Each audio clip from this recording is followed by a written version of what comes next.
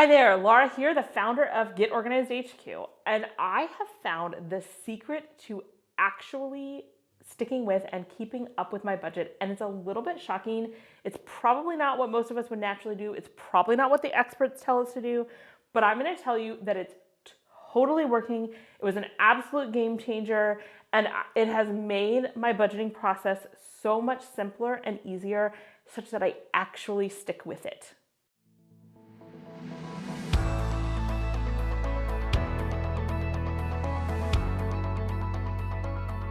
In order for you to understand this little trick, let's first talk about what I used to do and what I think most people do when it comes to a budget. So no matter what tool you're using, if you're still doing it on paper, if you have like a spreadsheet that maybe you're using, or if you have some kind of app, I personally use YNAB. I have a whole video about that I will link to below for you. It's an app that helps me do it. But regardless of what method that you are using, most of us, the first thing we're going to do when we go to create the budget is we are going to create our budget categories. So we're going to have like bills, the mortgage, the electric bill, the trash bill, all those, okay? And then the next category most of us have, I call it variable spending. There's other names for it. It's just general spending, any kind of shopping. So that would be things like going to the grocery store, going to restaurants, buying clothes, things like that. And what most of us do within that category is that we say, okay, this is my grocery food, this is my eating out. Some of us might even separate it into like sit down restaurants versus fast food, or some of us might just be like, this is the eating out budget, and then we'll be like, this is the cleaning products section, this is the paper products category, this is the clothing category, this is the toys and games, or whatever. That's the most common way that most of us set up our budget, and I was no different. But let me tell you why that wasn't really working. So what would happen is I would say go to Target. And at Target, it's very typical for me to purchase things from like 4 or 5 different categories. Like I could easily pick up, a shirt for my daughter, plus a couple, some grapes that looked really good, plus an office supply, plus a cleaning supply, plus a gift for a birthday party. And here I've got 6 different categories on one receipt. Now, one trick that I used to do, but now I have too many categories for it to really make sense, is I would literally check out in different transactions at the grocery store. So I would, divide it up, but that worked before I had kids and before I had so many different categories.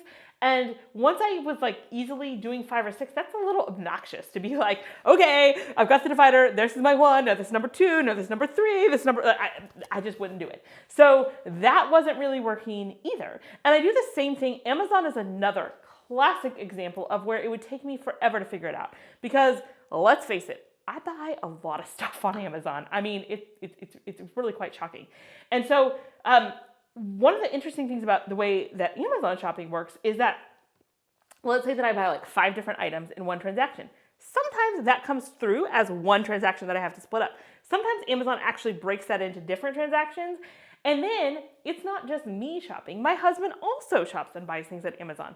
So I would spend so much time tracking down, what did you buy? Were these purchases together? What category was it? You get the picture. It made it a big hassle. All right, so some of you may see where I'm going with this solution.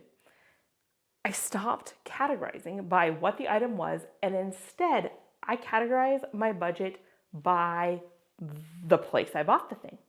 So instead of having like paper products, cleaning products, clothing, groceries, eating out, instead I have Target, Walmart, Aldi, Amazon, clothing stores, just like that. Game changer. Now there's no stress. If I buy something at Target, I can buy everything in one transaction, and it automatically goes in the Target section of my budget. It doesn't matter what I bought.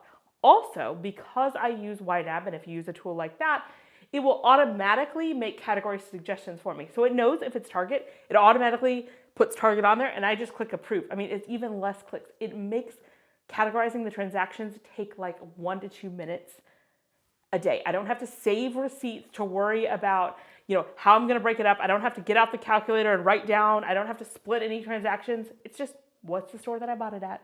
So I think you can see how this would be an easier process, but like, does this really work? Does this give you the information you need? Really, truly, only you can answer that question. But the more I thought about it, the more I realized it's not actually wildly critical that I know the breakdown of what I spent on groceries versus what I spent on cleaning products, for example. You might have some kind of reason why that's really important to you, but I realized in the end, when it comes to budgeting, I really need to control my overall just general shopping spending, whether it's groceries or clothing or whatever. And really and truly, even if I have a target for that, the goal is that I stay within that target. So even before I use this method, I would often, for example, budget for groceries and budget for clothing, but I actually really wanted to buy this like $40 shirt. I really liked it. So what would I do? I would move $40 over from groceries to clothing because I knew groceries weren't that important to me. I was happy eating rice and chicken if it meant that I could have that shirt. So I ended up trading between the categories a lot anyway.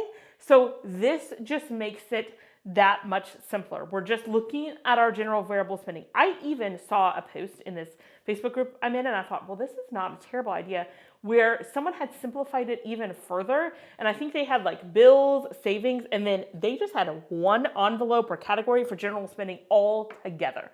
And it was just like, they said they broke it up by week. So they only had one number to look at and they could actually just see, okay, here's how much left we have to spend in general spending. And it really doesn't matter where it comes from.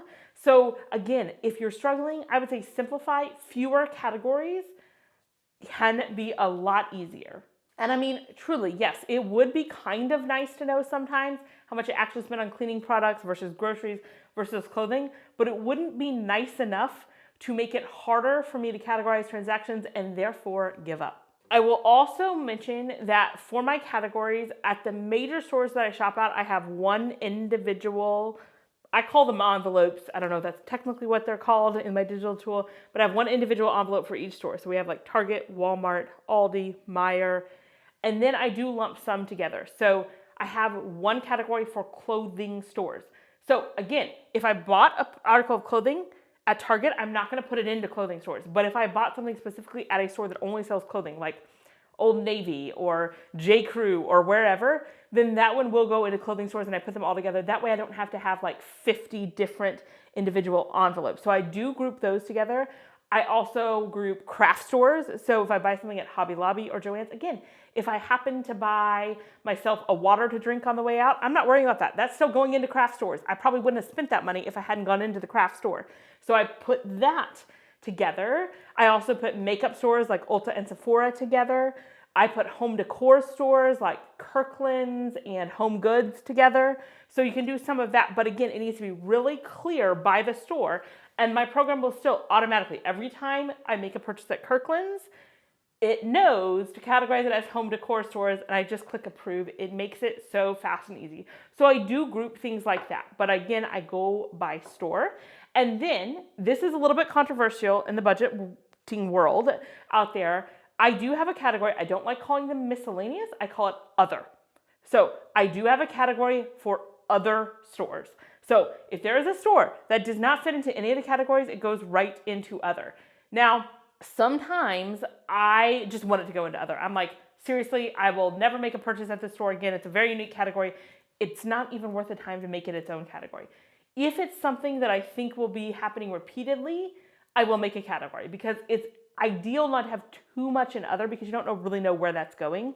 But I still have that, again, to make it easier because I would rather have a budget that's kept up to date than a budget that's perfect. Now, one other consideration some of you may have is what if I need something for tax purposes? Because if you own your own business, for example, and then you buy something at, say, Office Depot, you're going to need that receipt.